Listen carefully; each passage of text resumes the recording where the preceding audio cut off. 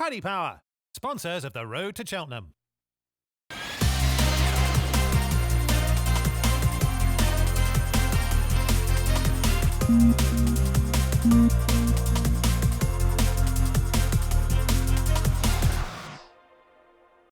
Welcome everyone to the Road to Cheltenham handicapping special. As you can see, we have a couple of faces that should be familiar to you from last year. We have Martin Greenwood. Martin, give them a wave.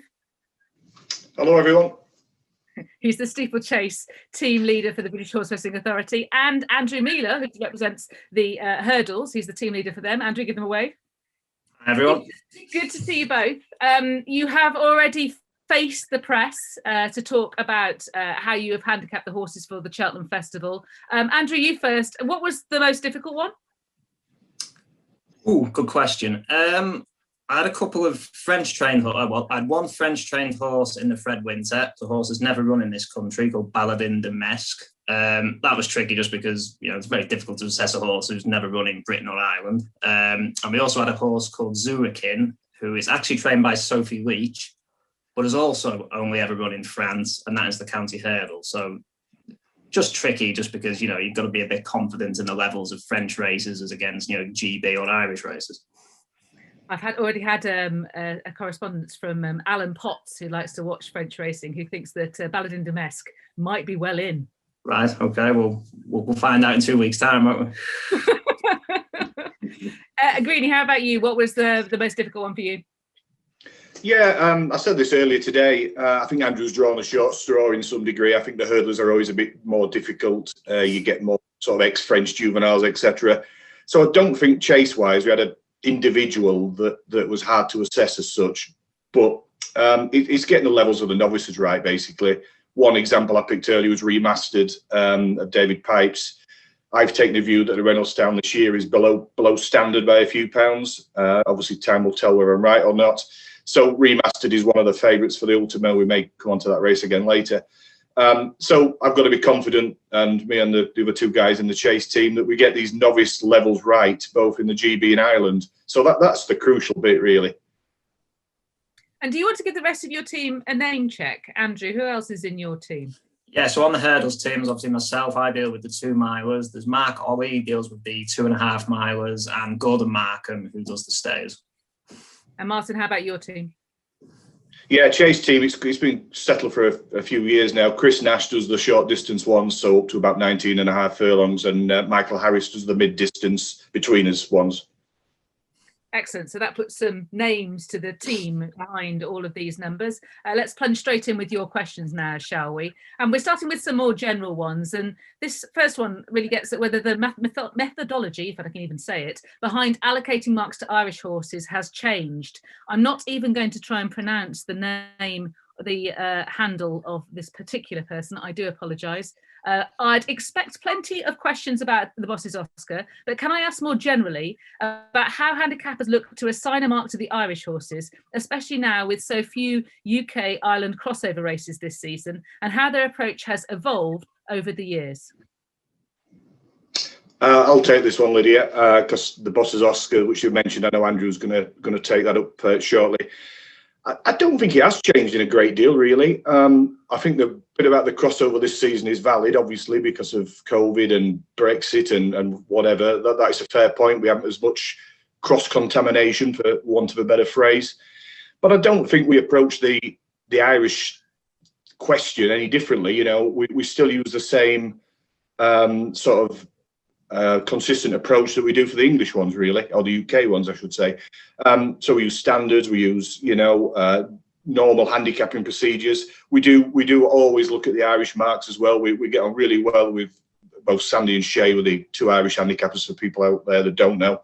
You know, we do liaise a lot. We do, you know, try and we send lists to each other regularly for the Anglo-Irish, etc. So it's not just us and them.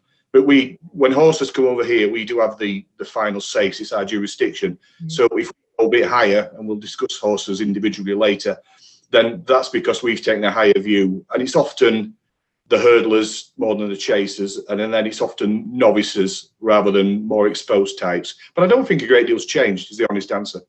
Okay, I'm going to go with cross-pollination rather than cross-contamination. I reckon. Anything you want to add, Andrew?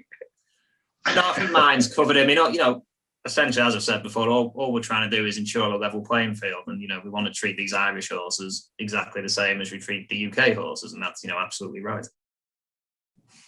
Now, Matt Collo has tweeted us, and he wants to know why Irish horses are often given a higher GB mark, sometimes much higher than their Irish one.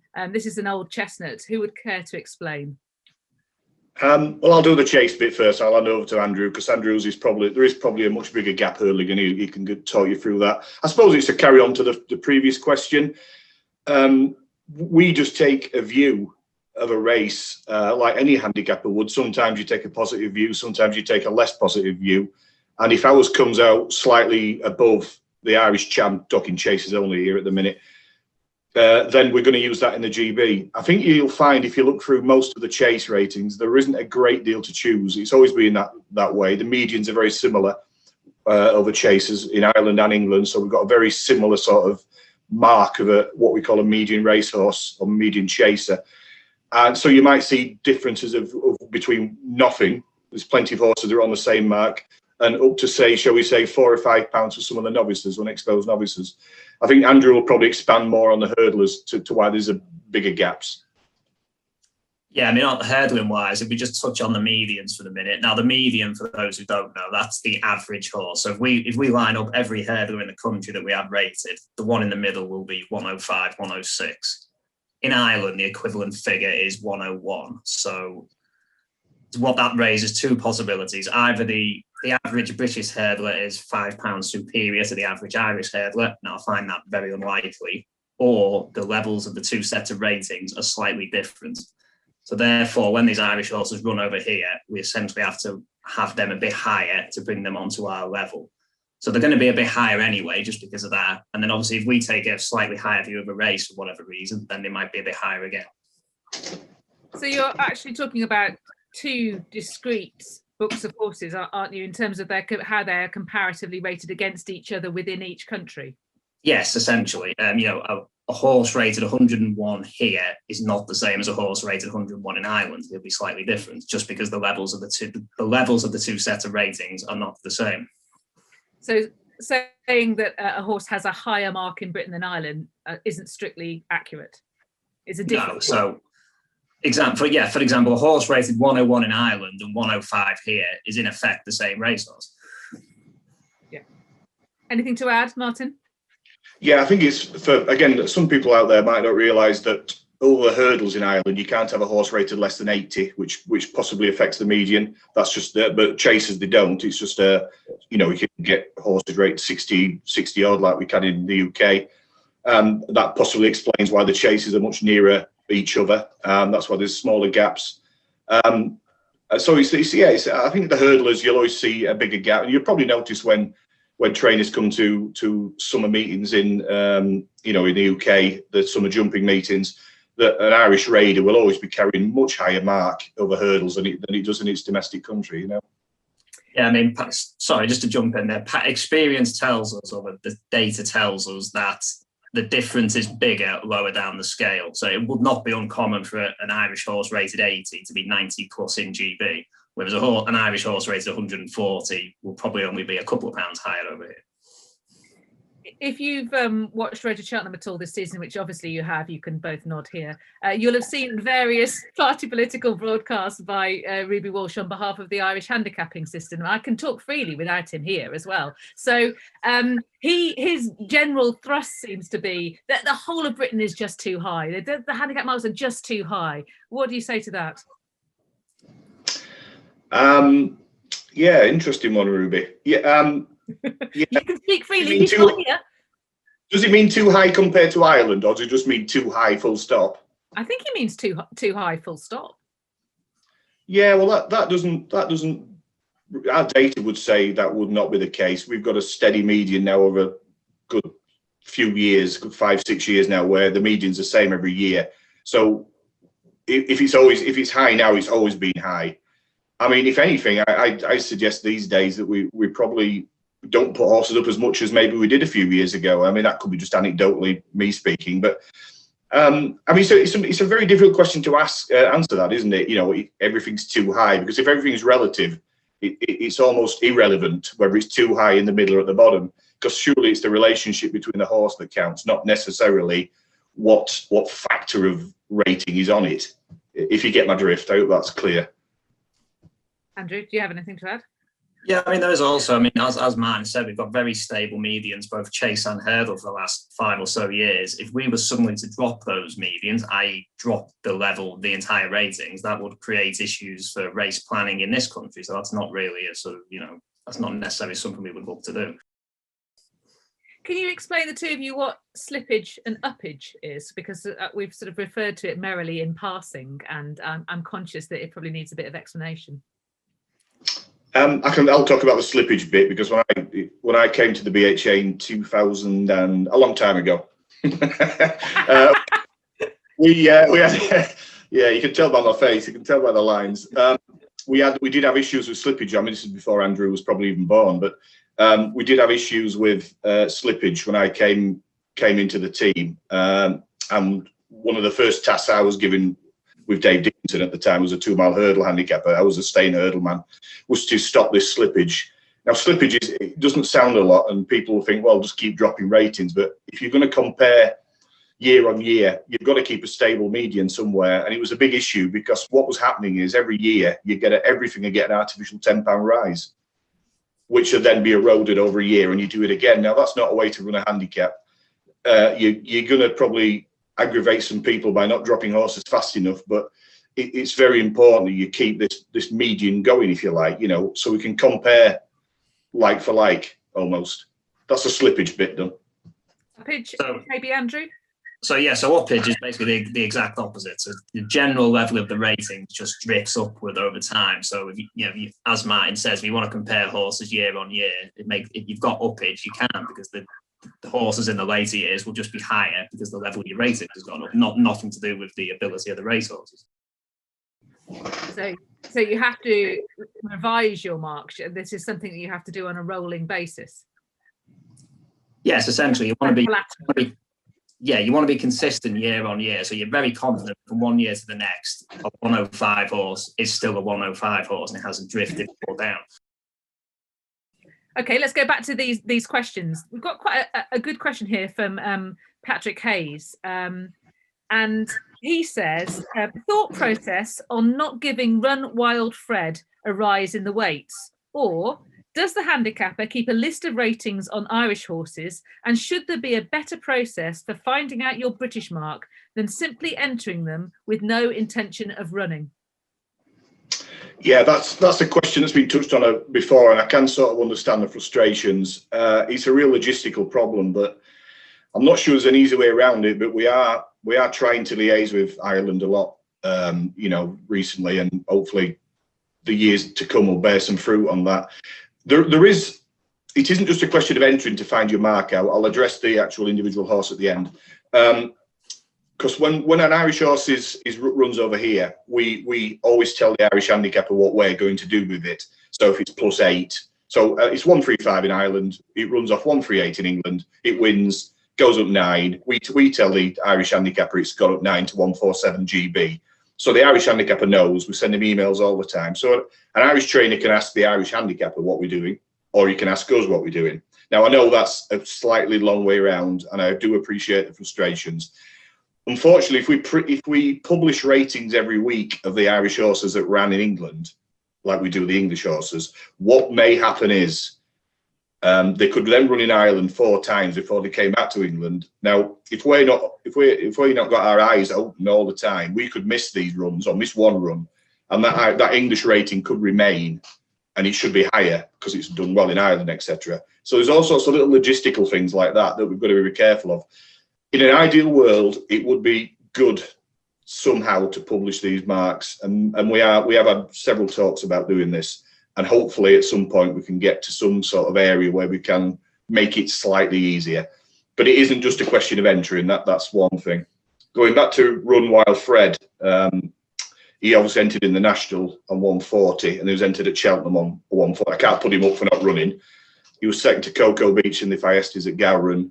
And I basically just agreed with the Irish handicapper, always agreed with me. We both come up with the same figure of 140 because we've both taken the same route with that one. Cocoa Beach was, well, I've got him 151 now after that novice chase the other day.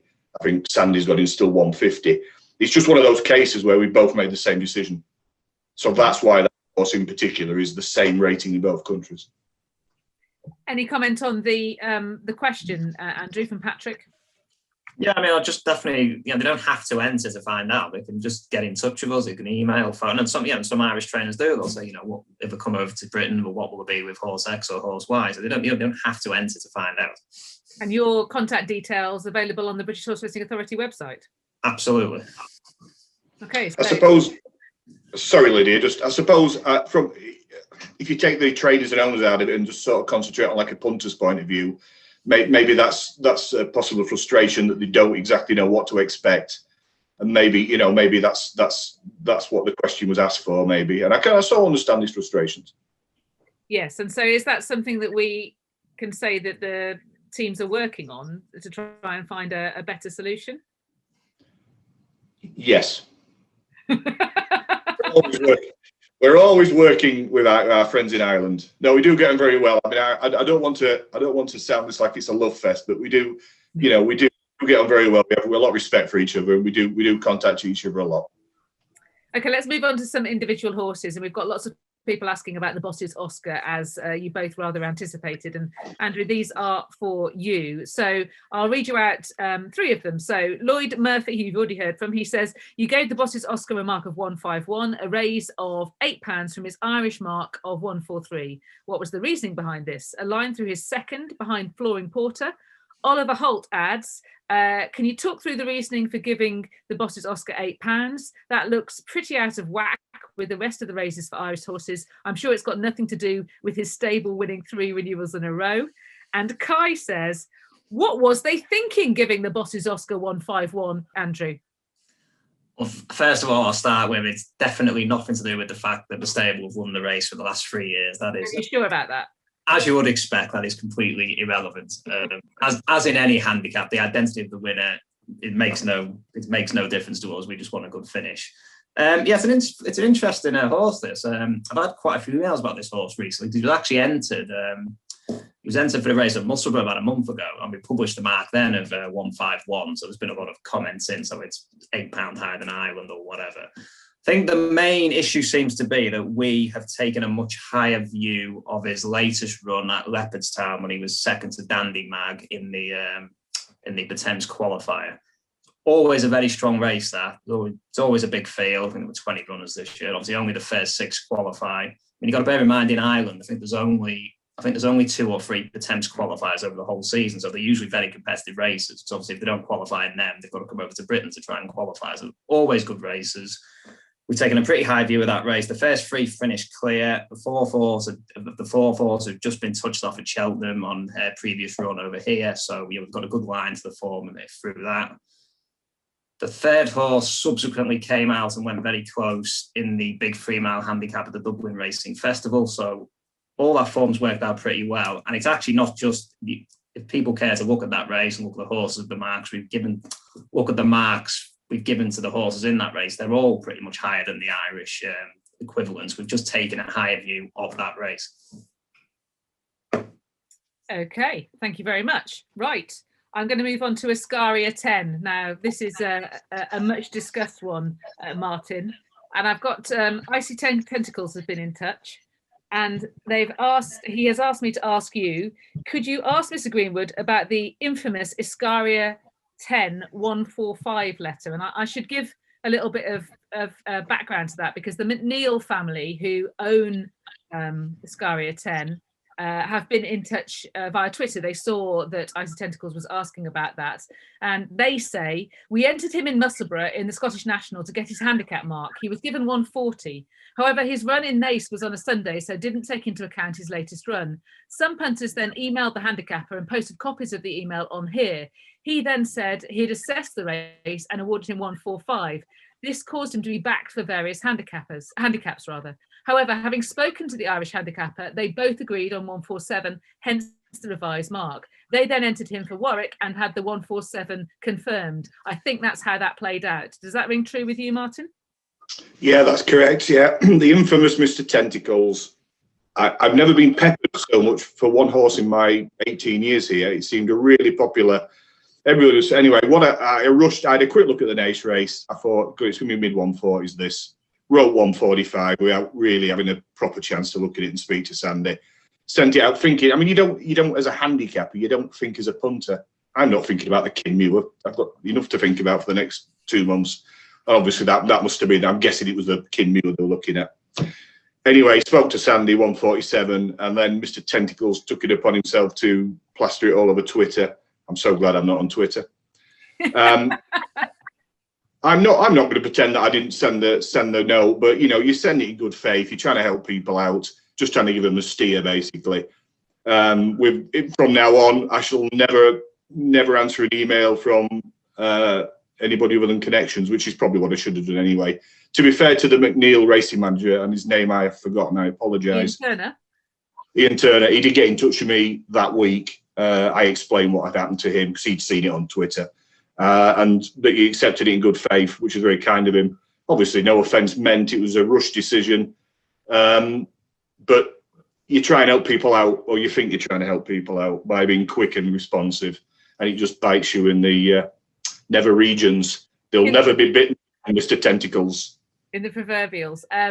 Certainly, the McNeil family account, which I assume is run by Ian, wanted to stress these emails were sent to us by random punters. We've got nothing to hide, and it certainly wasn't done with our consent, and they were posted on here. It might be best checking with Martin, as I don't want to drop him in it. I've just sent them to Road to Cheltenham for background into what was being spoken about regarding the emails. So thanks for talking about that, Martin. I really appreciate it.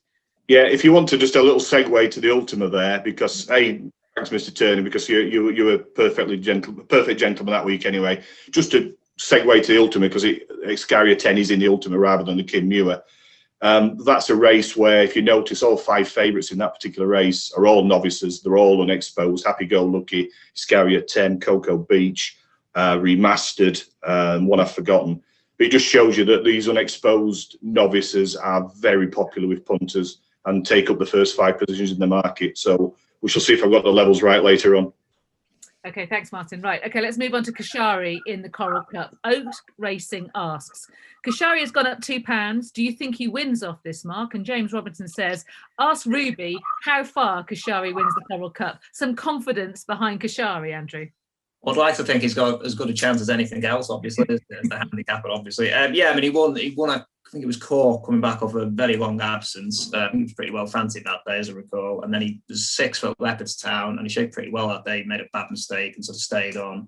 So he's probably got, you know, I'd imagine if he does turn up, he's got the sort of right sort of profile. I'd imagine he'll be fairly popular.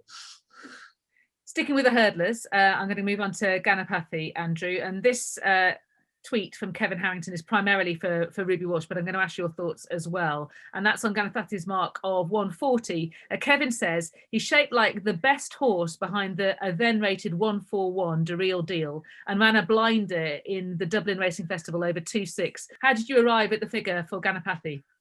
Yeah, I mean, the first thing to say about this horse is he's totally unexposed. He's only run 3 times, never run in a handicap. Well, the mark comes from the run behind The Real Deal when he was 2nd in a Grade 2 at Punches Down. That's his best run. I'm pretty sure the race was teed up for The Real Deal that day. They just went too quick, and he came from well off the pace. I did some time comparisons with the maiden on the same card, and it was something ridiculous, like this Grade 2 was 25 lengths slower than 2 hours or something like that from memory. So the race had obviously been set up for the winner. This all shaped well in 2nd. He then went to the Dublin Racing Festival. He ran in the staying novice and travelled okay. Didn't seem to get home. So he's obviously got, he's obviously going to have potential dropping back in trip, and he's obviously got an interesting profile. Do you like him? Have you liked what you've seen of him? Yeah, he certainly looks a progressive horse, and the likelihood is there's probably more improvement to come from him. We talked at the start of the show about some horses that were difficult to assess, particularly for the Cheltenham Festival. Michael Rhodes is asking, in general, are the horses that are difficult to assess, what kind of horses are those? I think certainly hurdling wise, and again, this is with these Cheltenham handicaps in mind, we see lots of unexposed novice horses entered, especially from Ireland. You know, they've had 2, 3, 4 runs. A lot of the runs are in sort of small field graded races. And then they might go in a race at Cheltenham in a bigger field, different trip or whatever, and that can then unlock a fair amount of improvement. You know, and they're up against, obviously, they're going to be up against more exposed. You know, they're going to be up against more exposed horses in a lot of cases in these handicaps. So they're the tricky one. Martin? Yeah, I would sort of echo that. I mean, when I was a lad, you know, I'm very old these days, but the old Cheltenham used to be your novices running your novices largely, and your exposed handicappers running your handicaps. Over the years, with the big yards evolving, that's changed markedly. And chase-wise, the very good novices still running the, you know, the better novice races, but your sort of middling novices, which are still very, very good horses, now are going to the handicaps. And if I was the owner of an exposed horse at Cheltenham, I'd always be worried about the, you know, plethora of really unexposed, lightly raced novice chasers. Some I mentioned earlier, you know, sort of remastered, and Iscaria 10 and Cocoa Beach. Those, you're always going to be up against it to a large degree against those sort of horses, because you know, people's areas of where they aim their horses these days have changed markedly in the last sort of 10 years, I would suggest. And you can't handicap on potential, you can only handicap on what you've seen. There's the rub. Yeah, I mean, we get accused of this all the time, which is nonsensical. I mean, it's just ridiculous. We give extra for comfortable wins and winning well and being easy, but we can't just suddenly put +10 on a horse because we think it's going to be the next Gold Cup winner. No, it's just not. Just not happen. It also, you know, when you look at the strength and depth of the top yards now, particularly the yards in Ireland, or the 2 big yards in Ireland. So, I mean, Handicappers is a good example. In a lot of other yards, that would be one of the most promising horses in the stable, and they'd probably be looking at running in, you know, go back and trip and running the Supreme or the Ballymore. But because his yard have obviously other better contenders for them, they start looking at the handicaps. Yeah, absolutely. Right, okay, moving on to Tiger Tap Tap. This is from Dave. He says, what do you think of Tiger Tap Tap's chances in the county hurdle of 136? He's finally getting the quicker ground he's been crying out for nearly 2 years. Long time waiting, Dave. Yeah, I mean, to be fair, I mean, he has won on, I think his 2 wins have come on soft heavy, so I'm not sure if he is a horse that definitely needs better ground, albeit he is ex-flat, and he has done most of his racing over hurdles on more testing grounds, and he did start off his career quite promisingly on, you know, on the drier conditions. So yeah, that could potentially be an angle for him. I mean, to be honest, both his last 2 runs have been perfectly good. I think he's been 6th and 7th in big fields. Right, this is a proddy little tweet from Adam Hughes. Adam wants to know, why has he raised Allard when he hasn't even run over fences since he was given that mark? How does he know fences haven't improved in this season? And wasn't his chase mark not high enough after just 1 win and a fall anyways? Andrew and Greenie, you're going to have to answer for yourself. Andrew first. So just on I was on the hurdle side of things. So on a general point, in GB, which is unlike in Ireland, we can move horses based on form in the other code. So a hurdle can go up for winning a hurdle mark can go up for the horse winning a chase, or can drop for the horse running poorly in a chase, etc. So that's that side of it. So, and Allard, this is actually an interesting example, because this is often the type of scenario you're faced with. He's had 1 season over hurdles, very unexposed. Last run was when he got 5th in the Supreme, and he finished up at 142. Then comes back, has 2 runs over fences, and he's now a 152 chaser. So you're left with 2 possibilities. A, is he just a better chaser? He might be, clearly. B, is he just an improving horse? Full stop, given he's unexposed. I think he's a 6-year-old or a 7-year-old. So I don't think it would be right just to let this horse back in a handicap hurdle of 142, because you know, in theory, could be £10 well in, and you could essentially just be gifting him the race. It might also not be quite right to go all the way up to 152 and say, well, I'm going to rate you the same hurdle chase. So what we usually do is try and go somewhere in the middle, and based on, you know, look for some kind of logical basis to base the rating. Now, in this instance, when he was in the Supreme last year, where I think he was 5th, I think, 6th was Edward Stone, who's now rated 148. So we've pegged him above him at 149, and that still has him below the horses who he finished behind in the Supreme. So that seems a sort of logical way to approach it. Okay, Andrew, well got out of. Martin, account for yourself. Wasn't that chase mark high enough after just 1 win and a fall? Yeah, no, it's about right. I'm going to listen. We've got one run to base this horse's chase form on, and admittedly, it's above its hurdle. It's above all hurdle figures, including the one that Andrew just explained. He won the race at Ascot, small field, predictably. The standards for that race were suggest around the 150, low 150s. So we've not suggested he's a better winner of that race than ever before. The second Fiddler in the Roof, that a lot of people will know, he's a 148. We've still got him rated 148. We can't have allowance if you're just using Fiddler on the Roof as a sort of basic guide, much less than 152. Mm-hmm. Time will tell whether he is 152 or even better, but he's still very much unexposed, as Andrew touched upon. So again, unfortunately, with handicapping, sometimes it is only time will tell whether we're right or not. Yes, he's likely to run in the Marsh as well, isn't he? So, you know, clearly the yard, plenty of strong in novice chasers, they think, this season, rate him well enough to run there.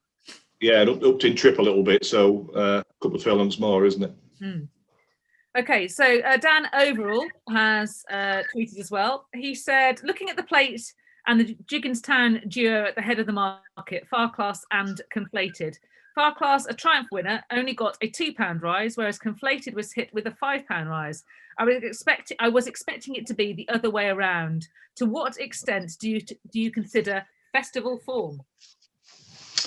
Well, the simple answer is we don't. Each rating is based on what we think it should be. Far Class ran in that decent handicap at Leopardstown, and I think we've gone, because they're entered in the Grand National. That's why I know about. There's Far Class on the winner, Mealor Times or something. But we're both free the Irish handicappers there. We were for the Grand National, and we are now, obviously. Conflated is a novice. It's a different kettle of fish. We've just taken a higher view of that particular novice who won on his penultimate start. We don't take Cheltenham Festival form into consideration as such. If he's a very lightly raced horse and he ran at Cheltenham last year, then that figure would still be salient. Of course it would. But there's no overall strategy that we treat Cheltenham any different than any other race. So again, it just comes back to the fact that we've taken a view twice of Conflator's novice win and Far Class's handicap third last time, and we've twice taken a higher view of the race. It's as simple as that. So whereas for the Grand National, you would take into account form over the national fences?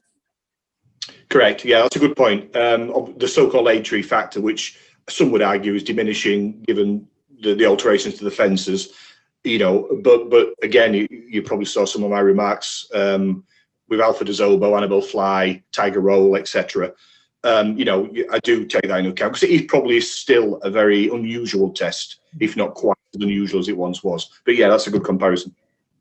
Okay, this is one from Mano Jameson, who says, how is it that if Backerson ran in the champion hurdle, he would carry £7 more than Epatante and Honeysuckle, but in this race, he has only £6 more than the clearly inferior My Sister Sarah? Handicap equals no mare's allowance. Who wants to tackle that?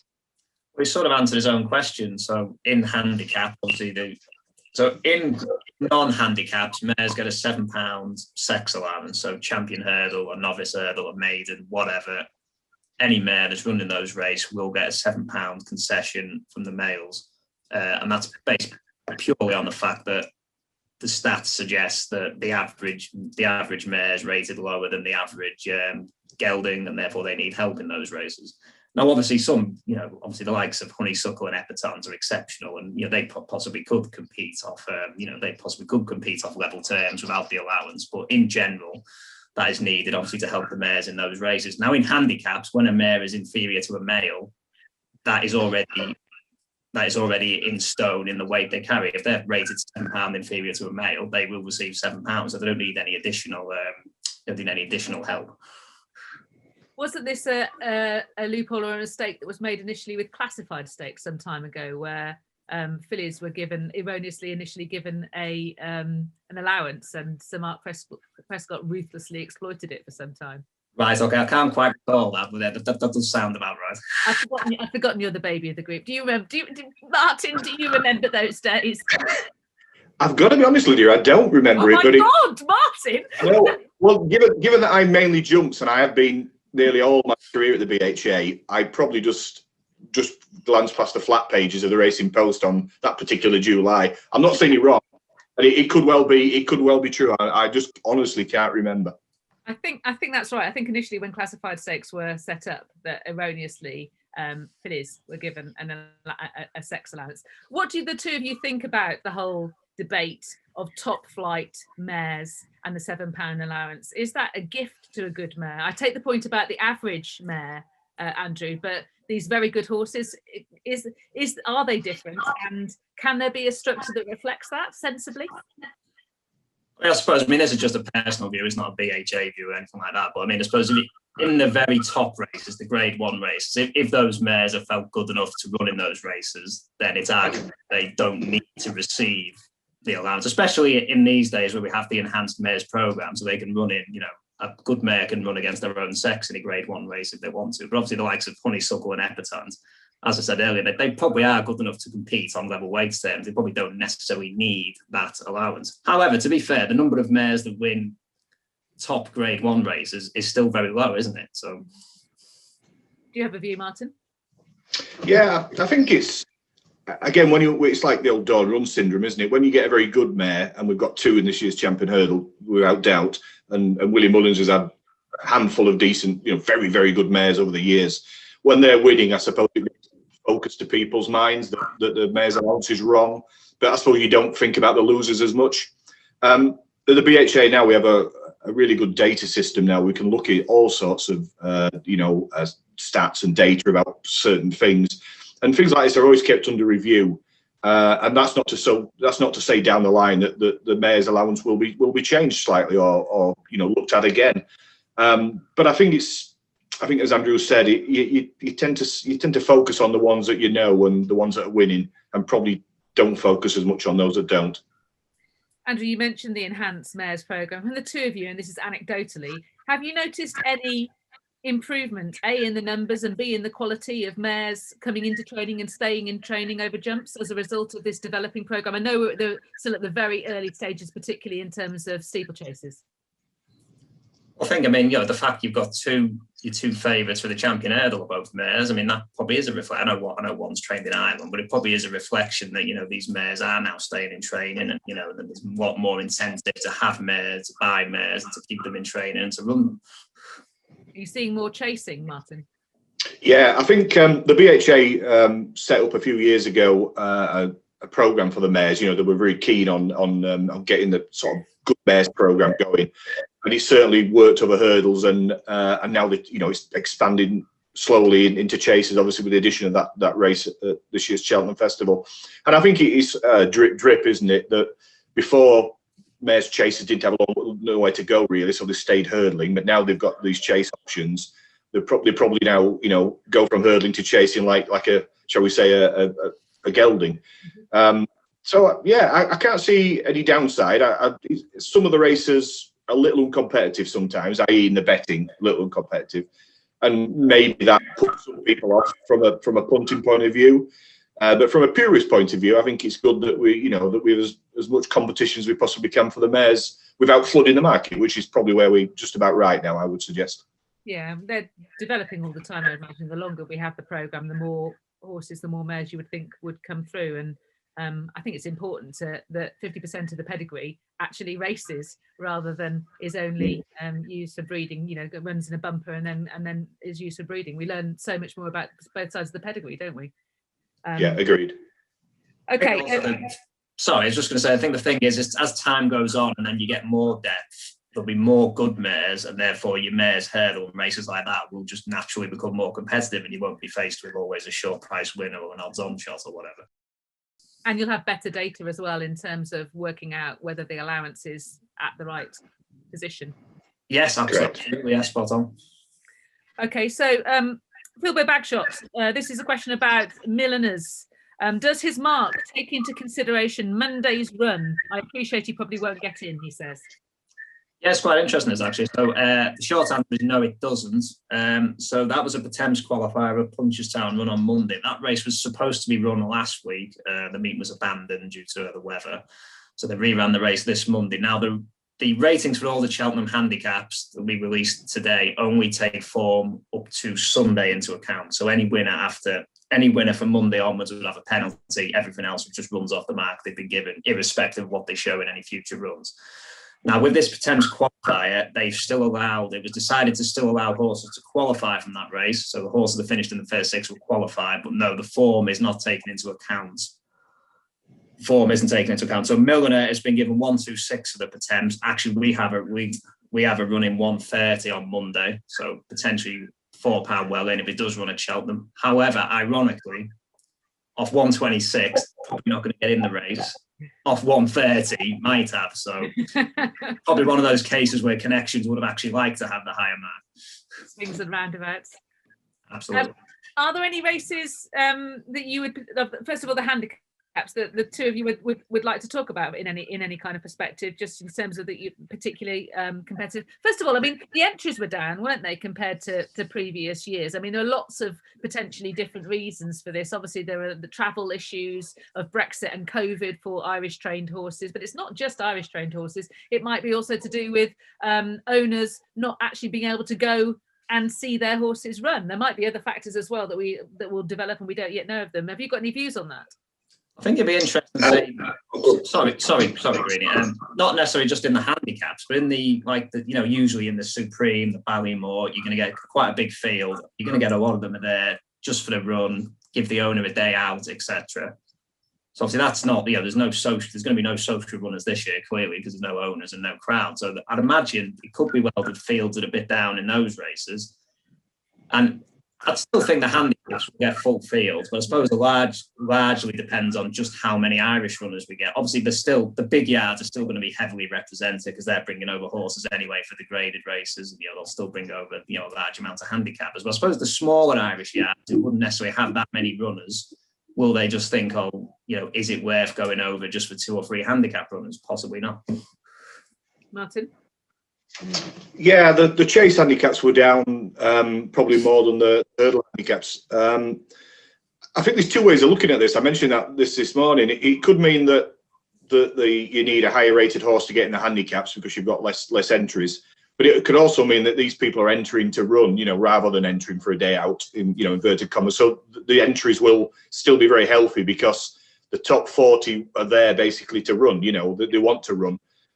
So I think there's 2 ways of looking at it. Obviously, we still get a lot of crossover entries in different races, so that always leads a bit of confusion. I mentioned the Ultima earlier about the 4 novices. I know the Grand Annual's got the smallest field since 2008, I believe, and the first 3 in that from last year running that. But I still think they'll be very competitive. I just think you probably need a slightly higher rating to get in than you would normally, but maybe not quite as high as some people think. I'm still expecting, in my races at least, 20 to 1 the field. And how about the Mealor? Because that seems to be, in particular, maybe there are much more limited Irish entries, for example, for that particular race. Yeah, I think it's 30% down on entries, full stop. Obviously, the 0 to 145 cut-off, obviously prevents a certain amount of the population running. But yeah, it's whether because of the amateur status has been removed. I don't know if that takes some of the kudos off for some people. Personally, it doesn't for me, but for some people it does.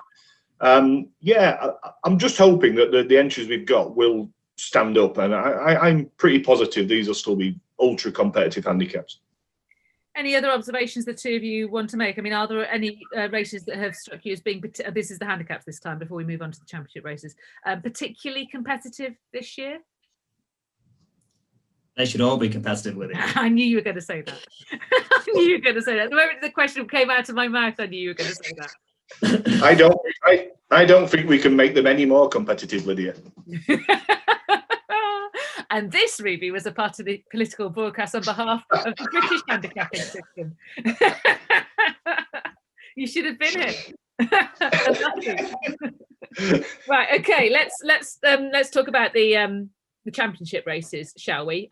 Should we kick off with the champion hurdle and see your views? What do you think, Andrew? Yeah, to be honest, sort of a lot's changed over the last few months, because earlier in the season you were thinking, right, it's going to be a penalty kick for Epatons, and it's, you know, she's going to be odds on, and it's going to be a weak race. Now it's, you know, it's potentially one of the races of the meeting. Obviously, given what, you know, Honeysuckle did in Ireland last time, and now she's been confirmed the race, and obviously what Goshen did at Wincanton a couple of weeks ago. Like Sam Fenton, I don't think there's much between those three. I mean, I think Goshen's got a bit of a task on his hands, you know, going back to what we said earlier, giving the £7 away. I think that to me gives the two mares an advantage. I'd also be slightly worried for him, just the quick turnaround from Wincanton, although Gary Moore assures me that that will not be an issue. So I think that favours the two mares. I mean, look, I think I've got to rate it the same. I don't think there's going to be much in it, but I actually still fancy Epatons. I think given that yard placed so much emphasis on Cheltenham, you know, she will be absolutely trained for the minute for this race. And I'm not saying they're not bothered about the fighting fifth or the Christmas hurdle, but, you know, at the end of the day, this is the be-all and end-all for them. And I think she'll be absolutely spot on for the day. Okay. Just before the champion hurdle, we've got the Arkle. Any views at all on the Arkle, Martin, from a chase perspective? I mean, it looks like it's going to be one of the races of the meeting. Yeah, it seems a 3-horse race at the minute, according to the betting, doesn't it? I mean, I don't do the 2 miles. I don't watch them as close as Chris, obviously. I think if I was allowed to bet, which of course I just want to make clear that the BHA handicappers do not bet. But if I think I'd favour Willie Mullins. I'm not even going to try and pronounce it because I'll make a mess of it. So, yeah, the second favourite. Don't get me wrong, Shiskin's obviously a very good horse. I mean, I just hope it's one of those races where they all turn up and they all get round, and it's a really thrilling finish. That's what I like to see about these races, because if one goes early, or what, you know, one gets, you know, goes amiss or something, it's a bit like the Queen Mother last year. You know, it looked a real race to savour, and then it all just fell apart for various reasons. So I just hope that they're sort of flying over the last two together, and the best horse wins. You know,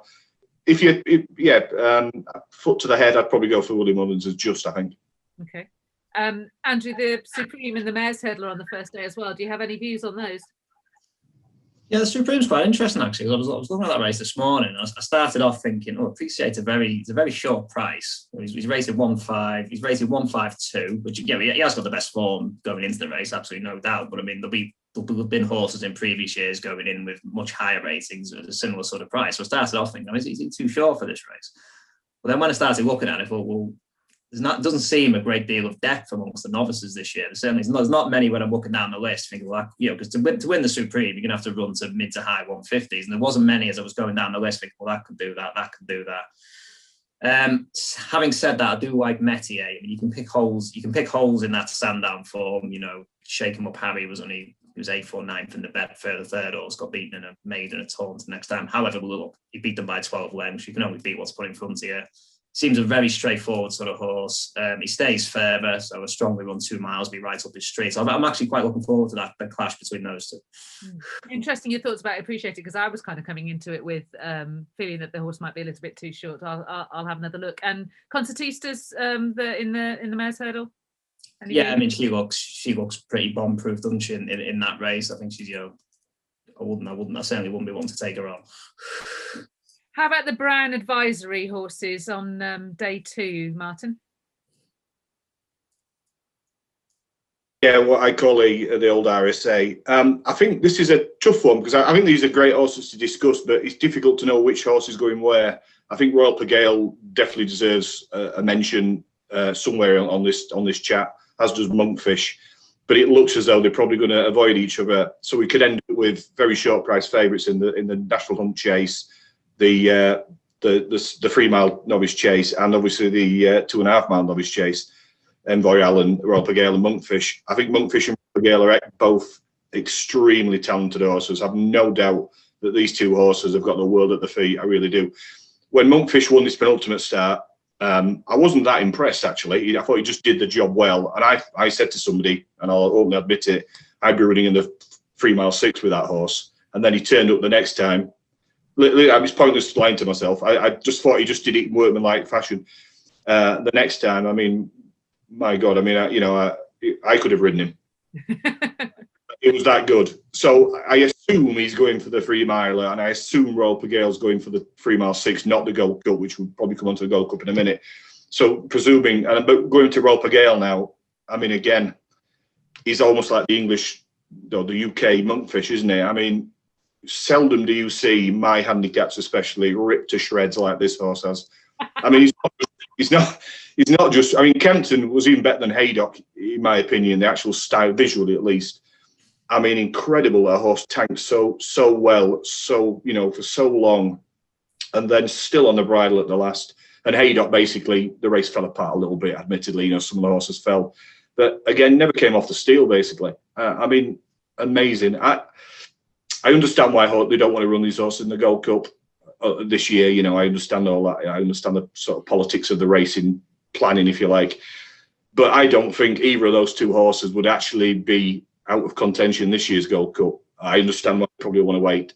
Two incredible horses, and I'd be amazed if they don't both win, as long as everything goes well, team-wise. Interesting. Okay, Andrew. If I ask you about a race that you really don't have a view on, just say, do you have a view, Andrew, on the Ballymore? Not really, no. I do like I wouldn't be as across the Irish horses as my colleagues who deal with those trips, but I do like the Paul Nicholls horse. It's been impressed me. Yeah, he pushed Soaring Glory close over 2 miles on his debut. Clearly, that form's obviously proved good form since. He's won every race since. Newbury last time up, it was a small field and you can pick holes in the form, but just the way he galloped away was very impressive. Good time, and yeah, I think he'll take a good one to beat. So I'll put it that way. And Martin, the main race of that day, of course, is the Betway Queen Mother Champion Chase. We were denied, as you just said, a brilliant race last year. Hopefully we're going to get it this time round. Can I start by asking you how far below his best form Altior was in your view at Kempton? Yeah, it was quite a way. Again, it's a race that my colleague Chris did, but he was a way below his best. I think the writing's been on the wall for a while with him, hasn't it? Not only visually, but actually in form. He just doesn't look the same horse to me. Now, whether that's age or slight problems, I don't know. He's a grand old horse, don't be wrong. He's done racing a great service, and he's been a pleasure to watch, actually live. I've seen him a few times. I just can't see how he can cope with Willie's horse if everything goes to plan. Because, again, Chacun, it just looks almost bomb-proof, doesn't it? I mean, a really strong travelling sort. It's even money. I'm not telling, I'm not reinventing the wheel here when I'm saying that, but sometimes it's very hard to get away with what looks obvious, isn't it? If I was a plane in the markets, I think I'd just cover something each way. Like I quite like Henry de Bromhead's mare, put the kettle on, does quite well at Cheltenham. It's 12-14 to 1. Yeah, because if you're not, I'm not going to be suggesting even money tips to people. It's ridiculous. I can't see LTO winning, I've got to be honest. But if he does, listen, I'll tip my hat to him. Okay. Third day, the Paddy Power Players Hurdle. A view on that, Andrew? Yeah, I mean, clearly there's not much between Paisley Park and Time Hill, is there? Clearly, there was a neck and Ascot or something. So, they're both very, very consistent horses. So you'd expect them both to turn up there in tip-top shape and give them running. I just wondered if now he's back at Cheltenham, hopefully a big field, good pace.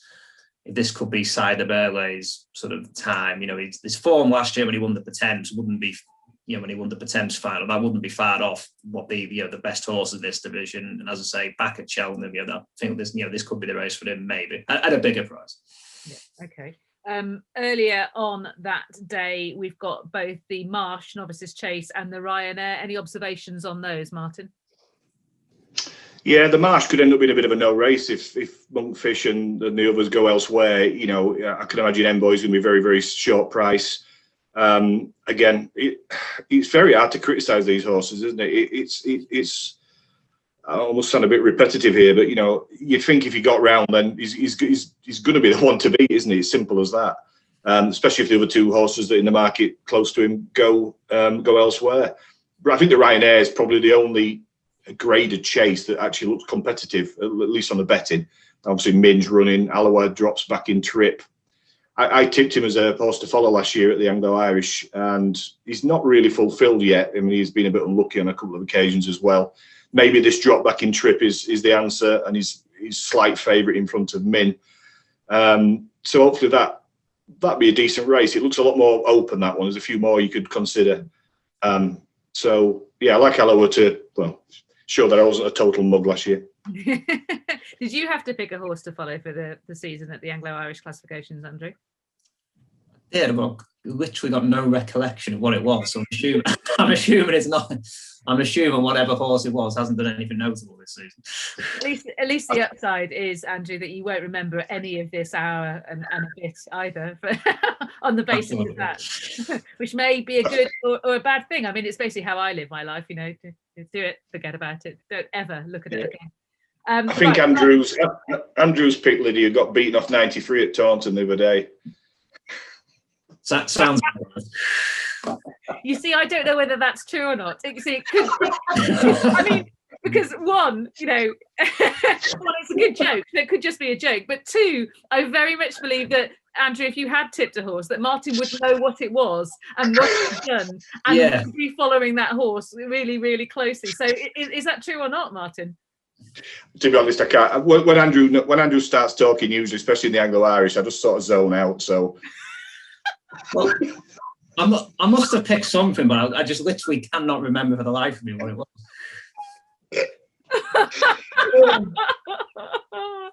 We're best friends, really. Honestly, we just like a rise. It's good you've been kept apart this season. Right, okay. Final day. Triumph heard so some juveniles, Andrew, and also some staying novice herders for the Albert Bartlett. Yeah, I mean, the Triumph looks a really good race. Obviously, Zanahaya, Quixios, and now Tritonic look all really good juveniles. It's a shame Monmerle's not going to be there as well, because he's another top-notch prospect. I like Zanahaya. I think he's got the best form going in. He won by a long way at Fairy House back in earlier in the season. Very good time that day. He had a bit of a different test than the race he won at Christmas. That was a slowly run, steadily run race, but he won that easily enough. So that suggests to me he's pretty versatile, this horse, and he'll be able to deal with, whatever's thrown at him.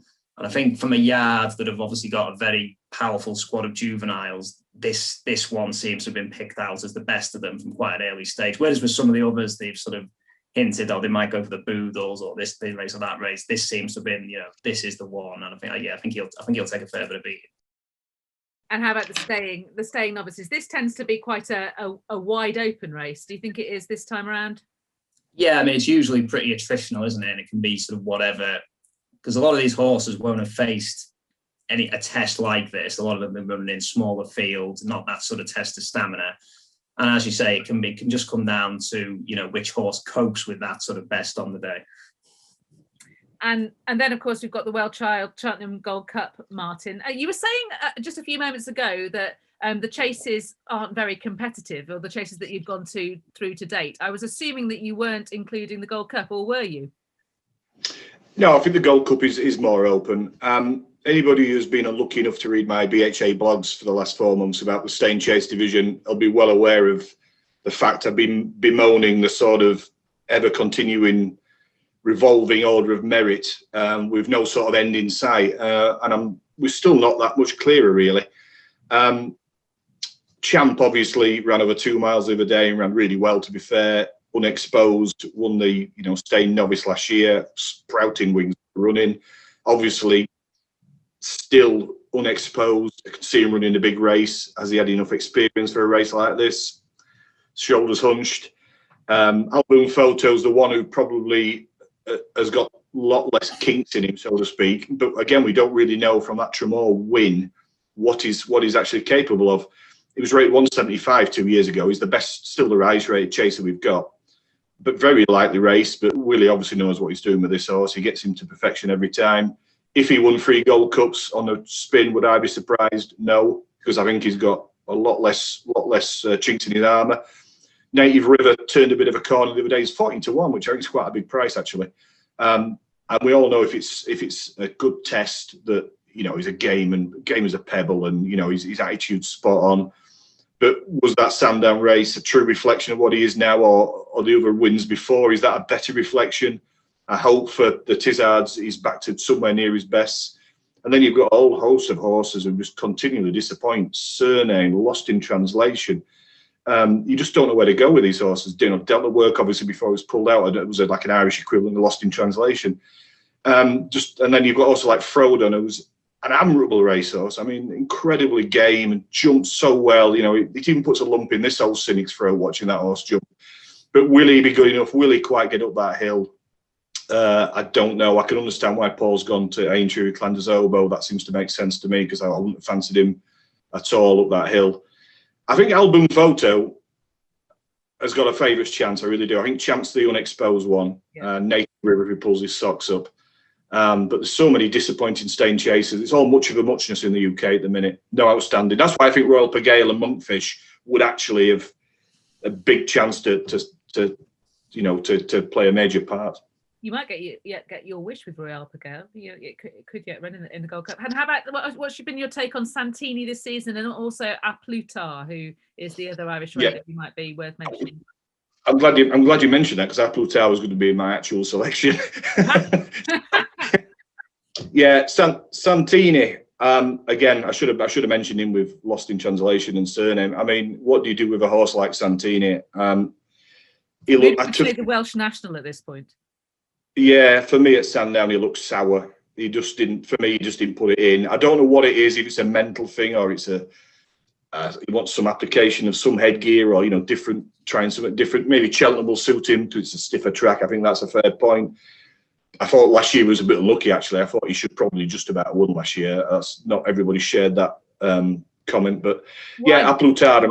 Why? I just thought he got slightly sort of checked for room, and hampered's the wrong word. He just got stalled in his run up the running, got beaten a very short distance. I just think with a slight looking running, he could just have nicked it, and I mean just about nicked it. Talking a nose or a short head or something, but he didn't. So it's in the history books that he didn't. And this season he's not really shown me enough desire. It's almost like watching a football and not put it all in. I don't know what it is about him, but not for me. A Plutar, though, I think he's an interesting horse. He's only rated 167, which is £8 with Album Photo, but he puts him bang behind the rest. The Frodons, etc. Unexposed over the trip, won in Ireland last time. I like horses who have obviously not raced that often at the trip. Jump sound enough. If I was a punter, he'd be my sort of each way selection, about 7-8 to 1. Okay.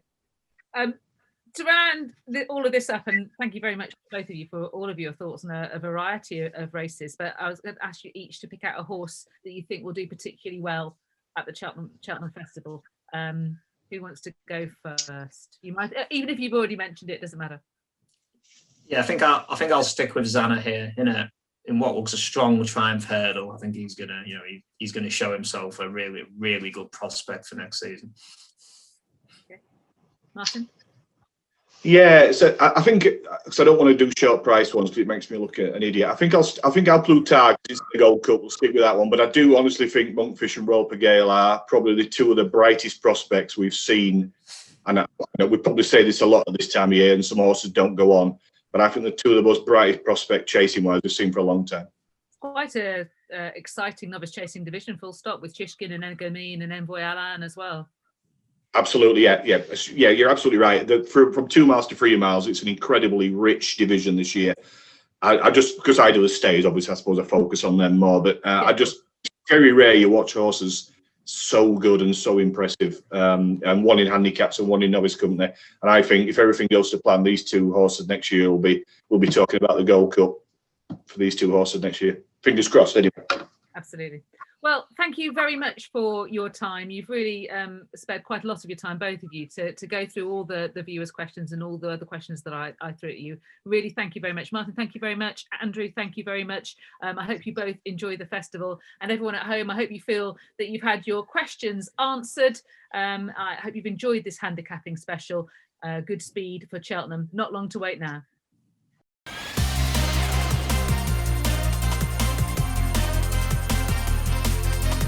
Mm-hmm.